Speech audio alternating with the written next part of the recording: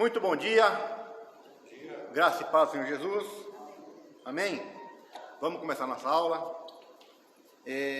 Hoje nós vamos trabalhar em cima do Salmo número 110. Salmo 110. Baixe sua cabeça, feche seus olhos um pouquinho, vamos orar. Senhor, meu Deus e meu Pai, em nome de Jesus, te agradecemos por esta manhã que o Senhor nos concede estarmos em Tua presença, onde estaremos lendo a Tua palavra, procurando, meu Deus, o entendimento, a compreensão da Tua vontade, do Teu querer, dos Teus desígnios, ó Pai. Ilumina a nossa mente, o nosso coração, leva cativa toda a preocupação, ansiedade, todo o sentimento ou pensamento que possa perturbar a nossa comunhão com o Senhor. Meu Deus, fala ao nosso coração nesta manhã, fortalece a nossa mente, o nosso caráter e glorifica o Teu nome através da nossa vida, daquilo que o Senhor tem a transmitir para nós. É o que eu peço em nome de Jesus. Amém. Amém? Amém. Então, Salmo 110. Vamos lá. Disse o Senhor ao meu Senhor: assenta-te à minha direita, até que eu ponha os teus inimigos debaixo dos teus pés. O Senhor enviará de Sião o seu cetro, o cetro do seu poder, dizendo: domina entre os teus inimigos, assentar-se-á voluntariamente o seu povo, no dia do teu poder, com os santos ornamentos, com o orvalho emergido da aurora, serão os teus jovens. O Senhor jurou e não se arrependerá. Tu és sacerdote para sempre, segundo a ordem de Melquisedeque. O Senhor à tua direita, no dia da tua ira, esmagará os reis. Ele julga entre as nações e enche-as de cadáveres, esmagará a cabeça por toda a terra. De caminho bebe na torrente e passa de cabeça erguida. Amém? Salmo 110. Salmo 110 é um salmo de Davi. O título dele já começa como Salmo de Davi. E ele é um salmo que é tratado por muitos como um salmo chamado Salmo Messiânico. O que seria um salmo messiânico? Tudo aquilo que você trata como texto, um texto sendo messiânico, é alguma coisa que vai remeter para o Messias. No caso nosso, no cristianismo, nós enxergamos Jesus como Cristo, Jesus como o Messias.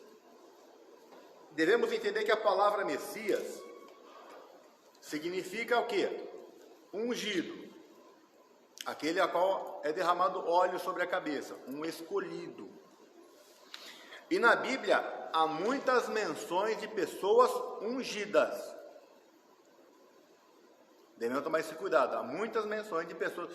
Todo rei é ungido rei, então ele é ungido. Todo sacerdote ele é ungido, então ele é ungido. Quando eu falo do Messias, eu falo o ungido. Então, quando eu falo de um texto messiânico, eu não estou falando de um ungido qualquer. Eu estou falando de um redentor, de um resgatador, de um restaurador. Amém? E aqui começa com o texto que diz: disse o Senhor ao meu Senhor: assenta-te à minha direita, até que eu ponha os teus inimigos debaixo dos teus pés. Em algumas versões vai estar o escabelo dos seus pés, ou basicamente aquela peça onde você senta, que você coloca o pé em cima para descansar. Tá? Mas esse texto aqui, Jesus vai usar esse texto aqui em Mateus 22, verso 40, alguma coisa. Alguém abre para mim, por favor? Mateus. Deixa eu ver se eu abro aqui também. Mateus, capítulo 22, eu sei que é 22, do 41 ao 46.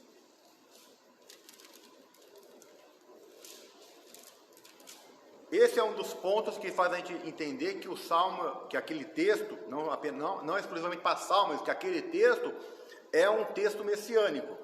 Você vai ver baseado naquilo que é falado, em outras referências bíblicas, e aquilo que o próprio Senhor Jesus fala ou que os apóstolos apontam para ele. Esse texto aqui o próprio Cristo fala. Na verso 41 diz assim: reunidos os fariseus, interrogou-os Jesus: quem pensais vós do Cristo?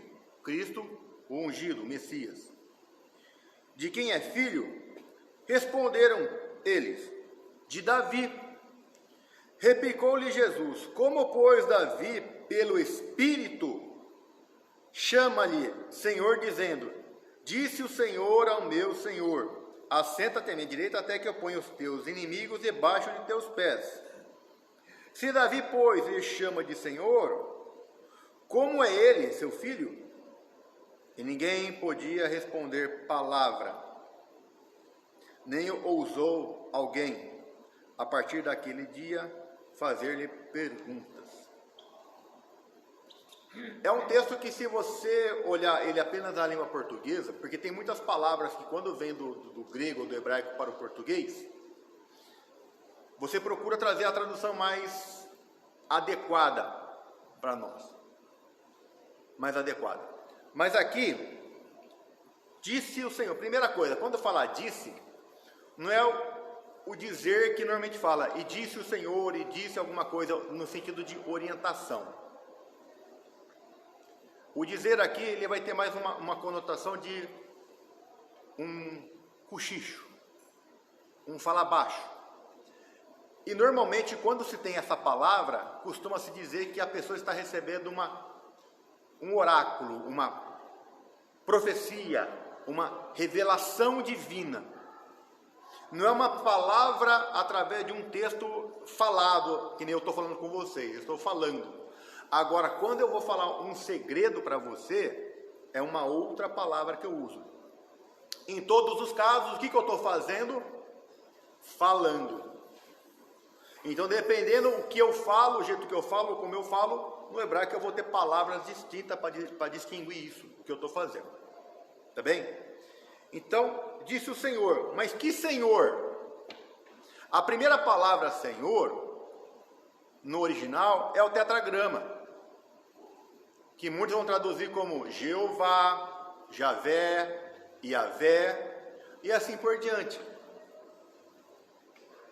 Apesar do que o nome Javé, Jeová, são nomes ocidentais.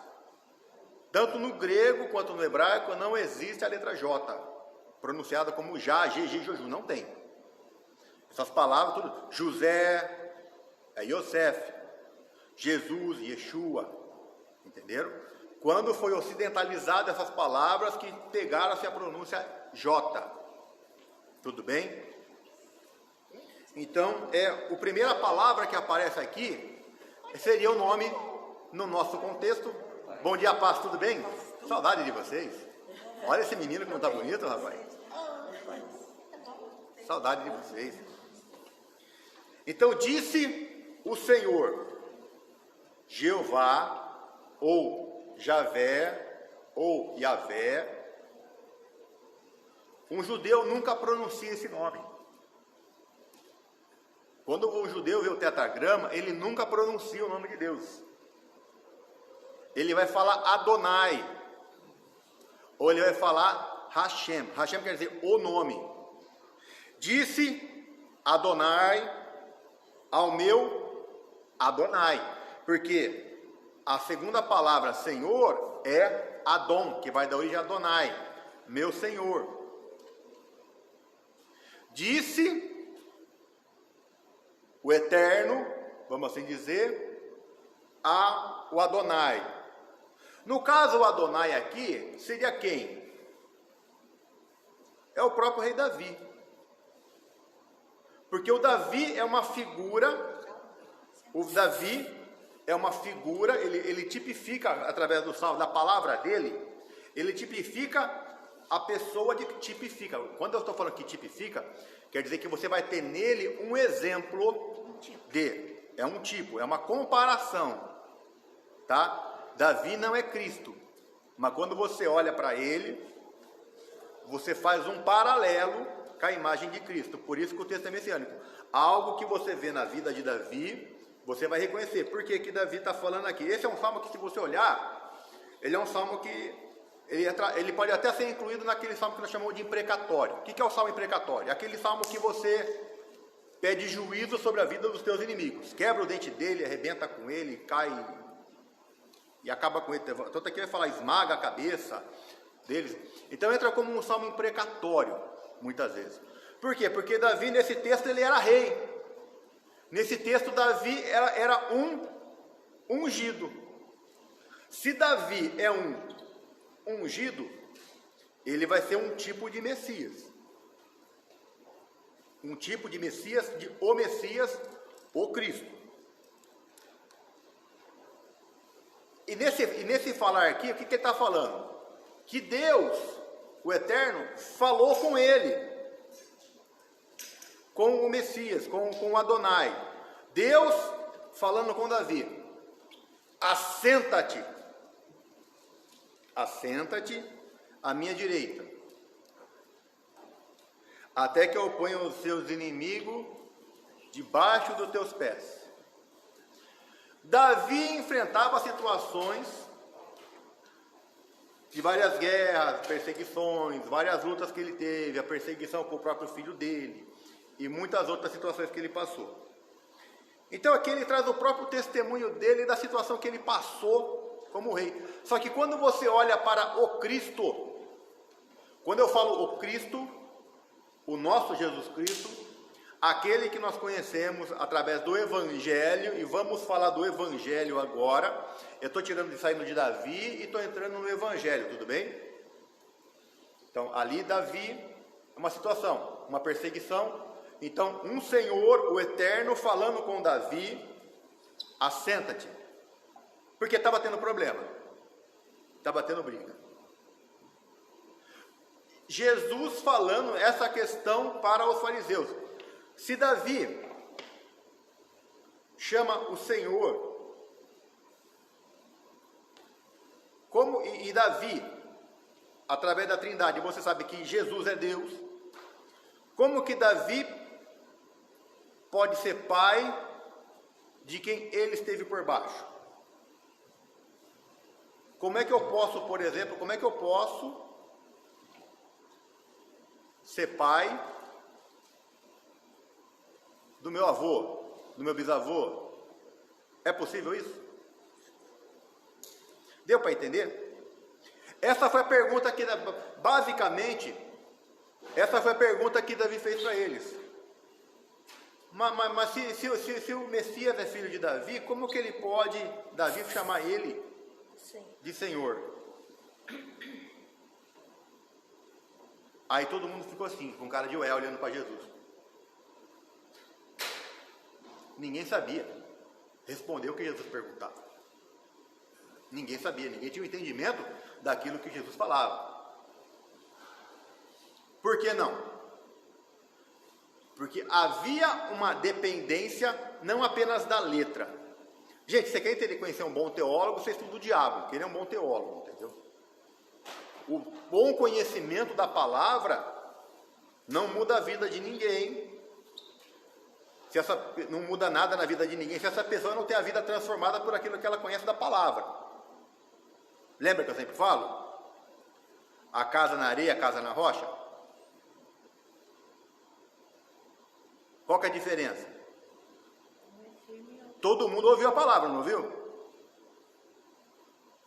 O que ouve a palavra e pratica. O que ouve a palavra e não. A palavra está chegando para todo mundo. Você está ouvindo a palavra. Se a sua casa é areia, se a sua casa está na areia ou se a sua casa está na rocha, é você que vai me dizer se você está firmando na areia ou na rocha através do seu comportamento. Através das oportunidades que você tem com o envolvimento com a palavra de Deus, ter um comportamento diferenciado. Tudo bem? Então aquele povo tinha muita letra. Os fariseus naquela situação tinham muito conhecimento bíblico. Mas eles estavam negando o Cristo manifesto. O Messias que estava presente com eles. E aqueles que tinham entendimento da palavra e comunhão com Deus, reconheciam Cristo.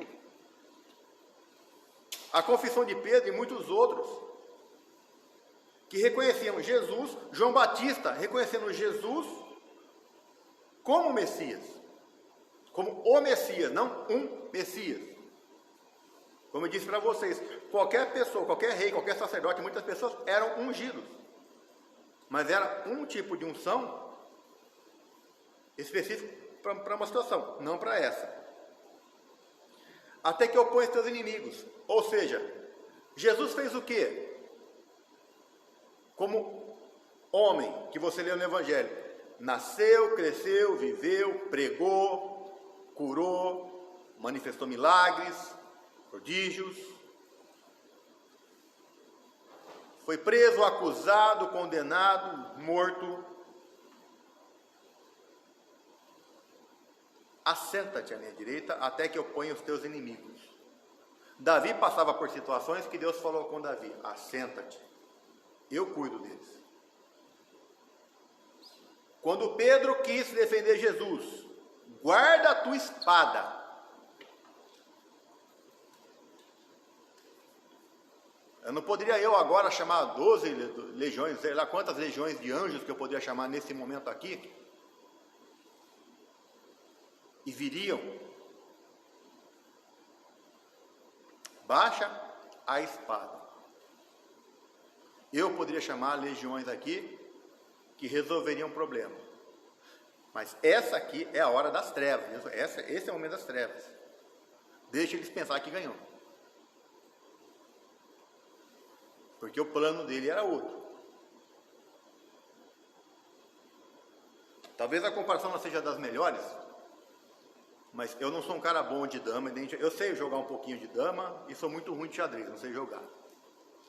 Mas muitas vezes você tem que fazer algumas jogadas que quem olha de lado assim, dependendo do ângulo que você vê, você não enxerga muita coisa. Mas quando você olha por cima do tabuleiro, você consegue enxergar um pouco melhor. Você tem estratégias que você vê que dependendo do ângulo que outra pessoa está, não se enxerga.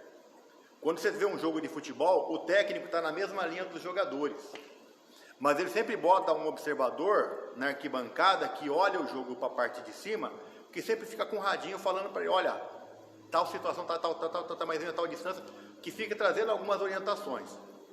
Pastor Sacaia, por que você está trazendo essa comparação? Porque muitas vezes a gente olha aquilo que está diante de nós, mas Deus tem uma visão diferente da nossa. E Ele enxerga coisas que a gente não enxerga. Então tem dados momentos que, mas por que o Senhor está fazendo assim? Deus está enxergando coisas que nós não estamos enxergando. Como Deus, como Criador, Ele vê coisas que nós não enxergamos. Aí a dependência de alguém que enxerga melhor que a gente, para saber o que fazer. Para Pedro, o que ele estava fazendo era o certo, puxar a espada e defender Jesus. Mas Jesus sabia o que estava fazendo. Deixa, não é agora. Não é agora. Guarda a espada. É a minha hora. Deixa as trevas pensar que ganhou. Aí você vê aquele jogo lá, jogo que o pessoal joga xadrez, dama, o pessoal vai jogando. Aí ele tá ganhando, dali a pouco ele faz uma movimentação lá e vira todo o jogo. Como? Eu não entendo nada do jogo, mas eu sei que ele faz uma jogada lá e ele acaba no final ganhando o jogo. Eu que não entendo xadrez, eu sei que ali foi alguma coisa que tá certo, mas nós não entendemos certas situações que Deus traz para a gente. Então Deus cuidou de tudo. Eu vou botar os seus inimigos por escabelo, debaixo dos teus pés. Não é você que vai pôr os teus inimigos por escabelo dos seus pés. Não é você que vai bater nele, não é você que vai vencer. É Deus que vai vencer por você. Cristo como homem, ele agiu como um homem. Ele era Deus. Mas ele não fez façanhas tentando ser como um homem melhor que outro homem. Jesus não fez façanha nenhuma da parte física. Você não vê Jesus pulando, lutando, kung fu, nadando, correndo mais que alguém. Você não vê isso. Ele andava como todos, se vestia como todos, vivia como todos os homens viviam naquela época. A diferença era a palavra nele e o poder da palavra nele pelo testemunho de vida dele. É aquilo que Deus fazia com ele, através dele, por meio da obediência dele, como homem e como Deus. Pode perguntar. Pastor, aquele povo daquela época, eles tinham mais dificuldade, no meu entender, do que nós hoje. Porque hoje nós recebemos uma base de toda aquela época até hoje. Aquele povo não tinha aquela base, né? Tinha os fariseus, que era inteligente, entendia da lei, mas parece que eles também não tinham muito interesse que a sociedade soubesse exatamente das coisas, a não ser que estivesse dentro do interesse deles, né? Sim.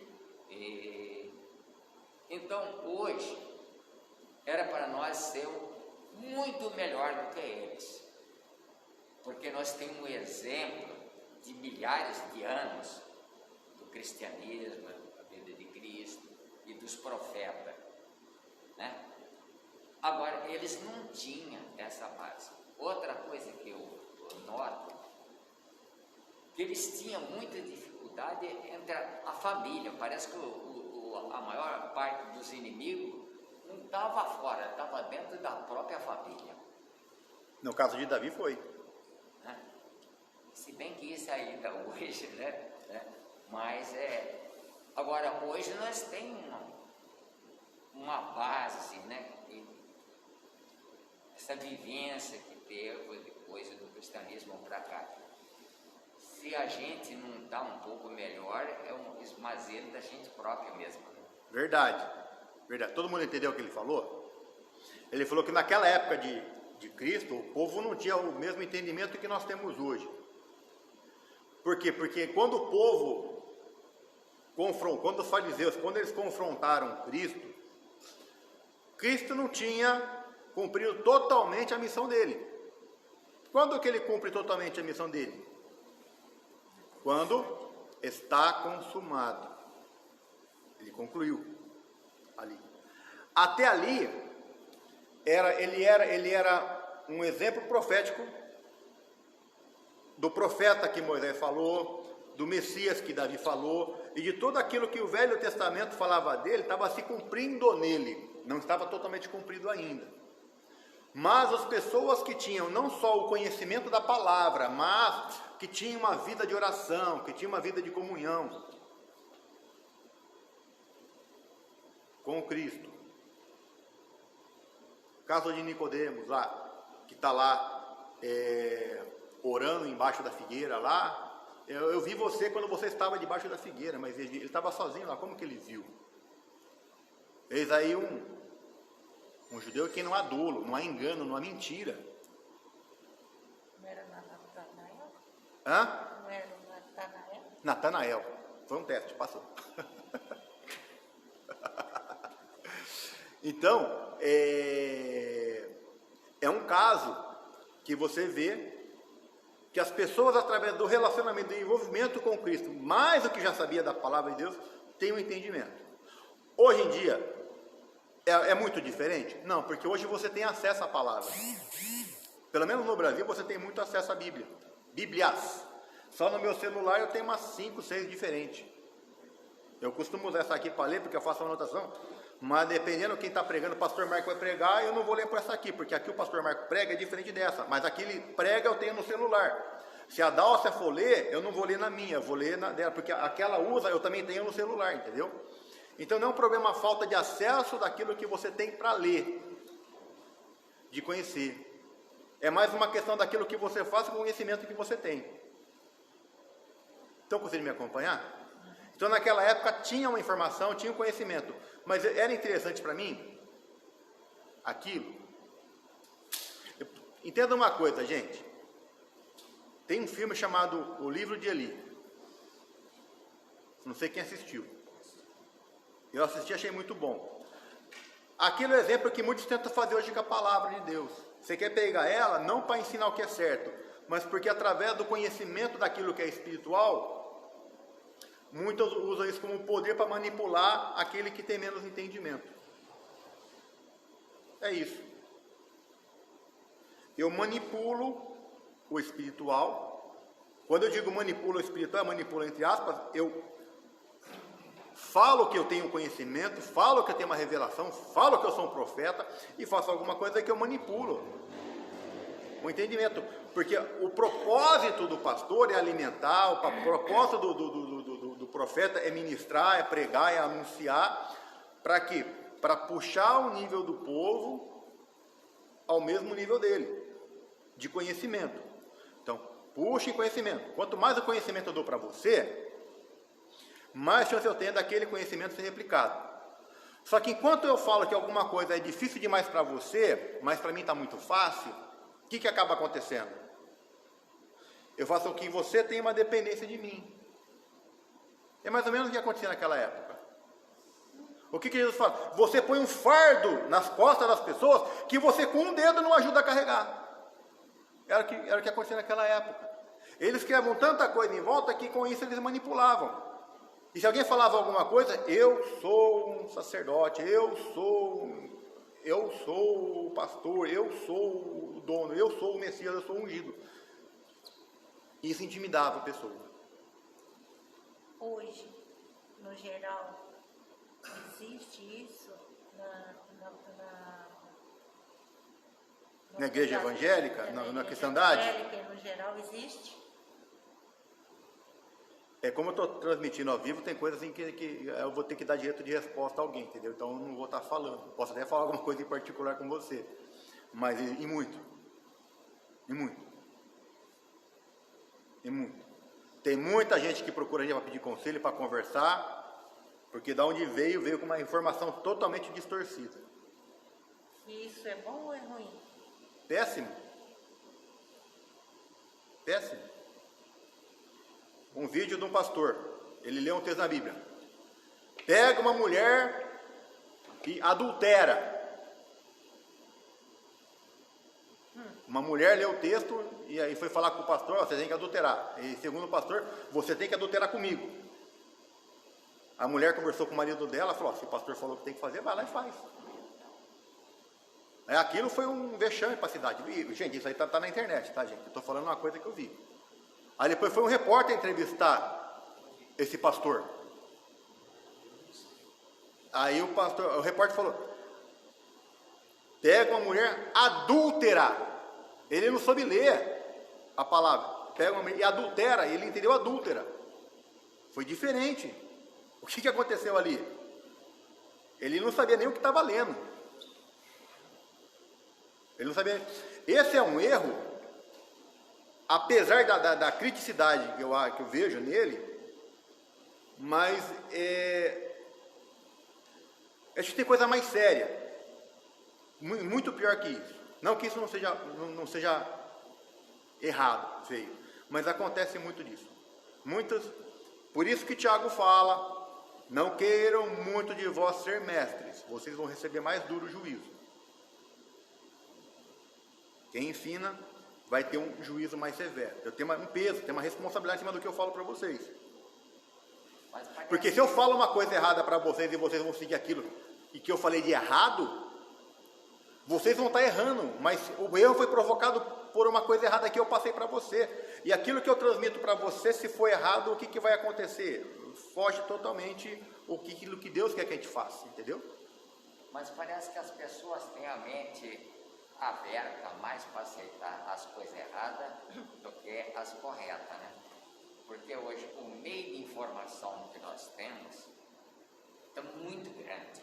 O meio de informação que nós temos é incrível, né? Coisa de segundo já esparramou, né? Só que as coisas certas e boas, parece que ela está amarrada, parece que não há um interesse das pessoas para divulgar, para as pessoas saberem. Tá? Parece que há mais interesse, aquele interesse. Na lei do mínimo esforço, quanto menos eu me esforço, mais fácil é. O Paulo já disse isso, não? A Mauri. Eu quero. O que nós vemos hoje, aquele que é lavado, remido pelo sangue do Cordeiro, regenerado, tem um novo nascimento, ele tem o Espírito Santo, que o ensina e o conduz em toda a verdade. Né? Então, a palavra diz, a unção que está em vós vos ensinará todas as coisas. O Espírito Santo em nós nos leva a discernir o que é certo e o que é errado. Eu, ontem, estava fazendo uma reunião com a minha esposa, na oração, quando à tarde nós fazemos isso, eu estava falando sobre isso. Quando nós temos o Espírito Santo, nós podemos discernir aquilo que está certo e aquilo que está errado. É uma pregação. Sim. Nem tudo que vem pela pregação nós devemos assimilar. Está vendo muita heresia. Então, nós temos que prestar atenção, conhecer a palavra, e o Espírito Santo nos revela sobre o que é certo e aquilo que é errado. Exato. O que nós vemos hoje é muitas pessoas sendo levadas por qualquer coisa. Qualquer ensinamento que vem, as pessoas assimilam porque, está acontecendo isso, vai lá. Ali está bom. Nós temos o Espírito Santo de Deus. Isso. Por isso que quando Jesus fala com os fariseus, Davi disse porque o texto aqui não fala que Davi, quando ele não fala do Espírito Santo nesse texto aqui que nós estamos lendo no Salmo 110, mas Jesus fala, e Davi falou pelo Espírito, com E maiúsculo, pelo Espírito Santo.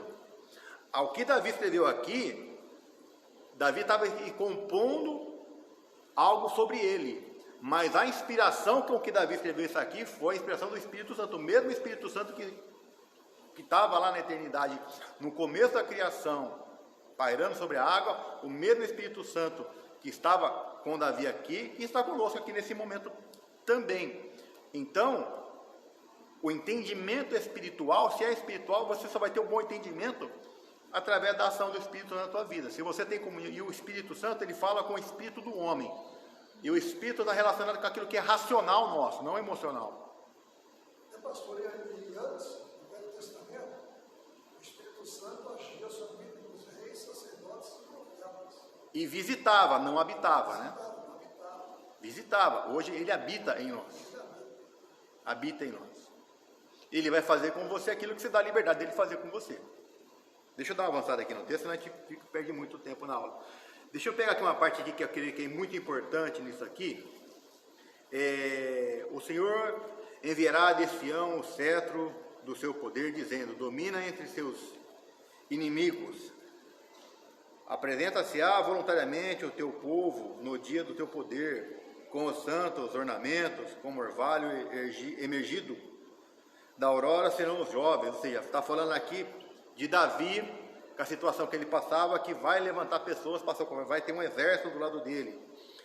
O Senhor jurou e não se arrependerá. Tu és sacerdote para sempre, segundo a ordem de Melquisedeque. Aqui a gente precisa entender um pouquinho esse texto aqui, que acho que é muito importante também. Espero que dê tempo, pelo menos, tratar esse assunto com você em cima desse salmo, que é mais uma questão de ser um salmo messiânico.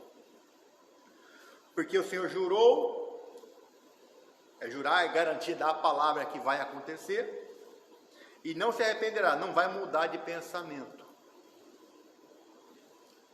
A situação, o texto aqui, quando você vê no original, é que não é que Deus não vai mudar.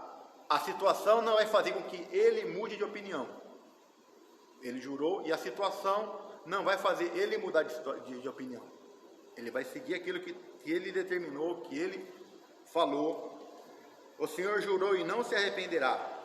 Tu és sacerdote para sempre, segundo a ordem de Melquisedeque. Primeira coisa que tem que entender aqui é o que é um sacerdote. Sacerdote é servo, gente. O que o sacerdote é? É um servo. E ele tem uma função, uma atribuição específica, que é intermediar entre o povo e Deus. Intermediar. Pecou, você pega, traz o seu cordeiro, traz a sua ovelha, traz o seu boi, ou as rolinhas que você tem lá atrás dele, tá? Você não vai fazer o sacrifício. O sacerdote vai pegar isso, ele vai seguir os procedimentos decretados na lei e vai fazer o sacrifício. Ele vai, entre você e Deus, vai ter o sacerdote que vai mover a sua oferta para fazer aquilo que é a vontade de Deus. Então o sacerdote é aquele que vai intermediar. entre você e Deus. Segundo a ordem de Melquisedeque. Isso aqui fica um pouco complicado de entender. Por quê? Porque nós temos, a Bíblia trata 2 tipos de sacerdócio. O arônico, que é o de Arão, que está amarrado com a lei, e o sacerdócio de Melquisedeque, que é aquele que está lá em Êxodo capítulo 14, que é quando Abraão salva Ló lá e vence alguns reis lá, ele traz o despojo, ele dá de primeira citação de dízimo na Bíblia, ele dá o dízimo a Melquisedeque, sacerdote do Deus Altíssimo, o El Elyon, o Deus acima de tudo. É uma teofania, um Melquisedeque? O Melquisedeque, muitos vão ter como teofania. Por que é tratado Melquisedeque como um tipo de Cristo? Porque não tem, todos os personagens que você tem na Bíblia, você tem uma linhagem. Você compra um cachorro de raça, você quer o quê? O pedigree do cachorro. O que é o pedigree do cachorro? É uma certidão de nascimento, gente. Vamos ser sinceros. Esse cachorro é filho dessa cadela com esse cachorro, que é filho daquela outra. Então você puxa o pedigree dele. A linhagem, a genealogia de Jesus. Então você vem lá, vai de Adão e vem falando, até chegar em Cristo. O judeu valoriza muito isso. Tanto que você pegar a 2 Crônicas, os primeiros capítulos você só vai ter isso. Por isso que o pessoal fica assim um pouco, pô, não gostei, é só esse que gerou fulano, que gerou Beltrano, que gerou Beltrano, que de Beltrano, que gerou com Beltrano, que gerou Beltrano. Se perde muito em cima de genealogia. Você tem 9 capítulos de 2 Crônica só tratando isso. 1 Crônica, perdão.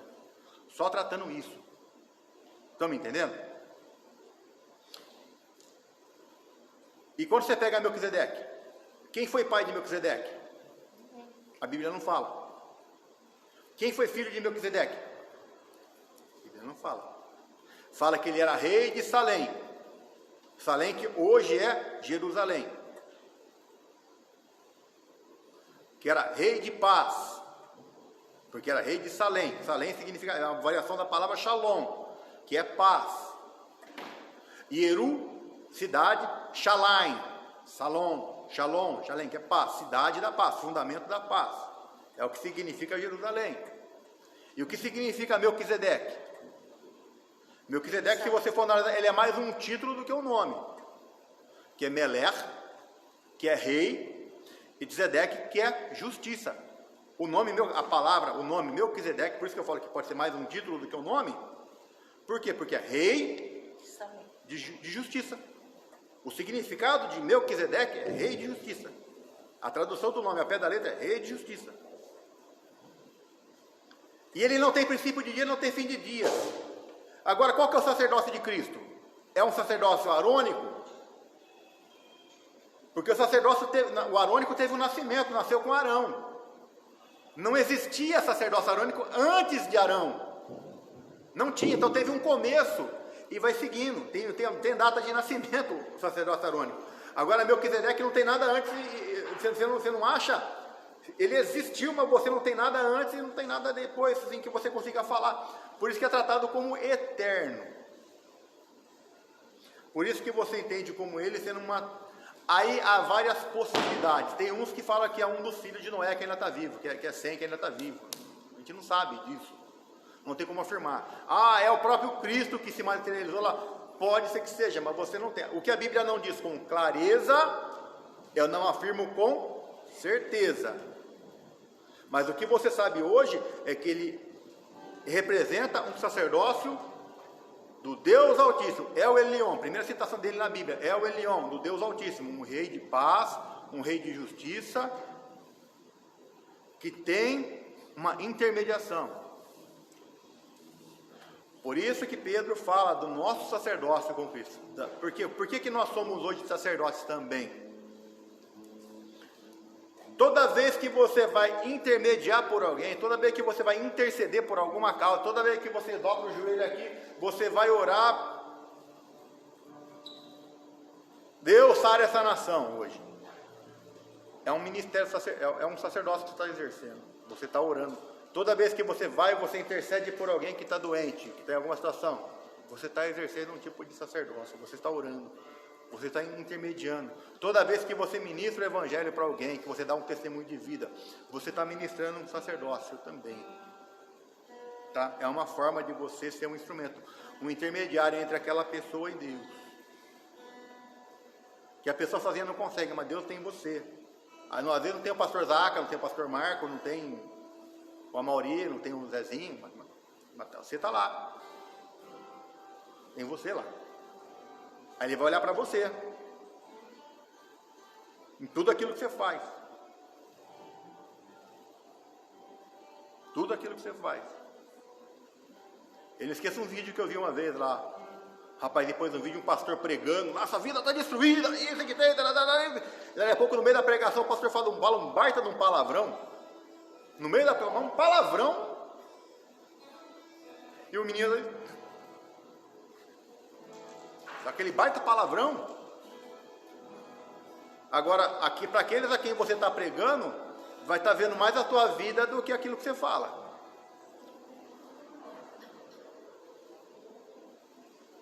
A nossa vida é a Bíblia que muitos aí vão estar lendo. Por isso, a nossa responsabilidade por trás disso. A vida cristã não é uma vida chata, sem graça. Tem problema em ir para a praia, passear, se divertir, praticar esporte, ter lazer? Não, não tem. Mas você sabe até onde vai a sua liberdade, onde algum comportamento seu, algum vocabulário seu, alguma coisa, ofenda ao próximo. A gente tem que ter essa consciência, sempre. Entenderam? Gente, eu peguei os pontos principais desse salmo para falar com vocês. Eles são 7 versículos, praticamente eu trabalhei em cima de 2 versículos apenas, tá? Que acho que são as mais importantes. Outras partes que eu poderia estar falando com vocês, caso tenha alguma dúvida em alguma coisa que eu tenha falado, vocês podem procurar, você que está online, deixa sua mensagem, questionando, perguntando alguma coisa, caso queira, caso se sinta confortável em perguntar. Então me coloco à disposição de vocês para esclarecer alguma coisa, tá bom? O assunto falar de Jesus, texto messiânico, falar de Melquisedeque, tende a puxar muita referência. Muita gente fala de uma forma muito resumida, e às vezes pode ser alguma coisa ficar nebulosa, chama a gente conversa também, tudo bem? Podemos iniciar? Já está na hora de começar o culto, daqui a pouco. Vamos orar? Amauri, ora por nós, por favor. Obrigado, Senhor, pela tua palavra que nos ensina, nos dá sabedoria e conhecimento, para que possamos entender a cada dia a tua vontade e aquilo que tu és a nossa vida. Muito obrigado por este momento, ó Deus, que tenhamos um culto agora abençoado, ó Deus, que derrama sobre nós a tua unção, em nome de Jesus Cristo, agradecemos. Amém. Amém. Amém. Obrigado a todos.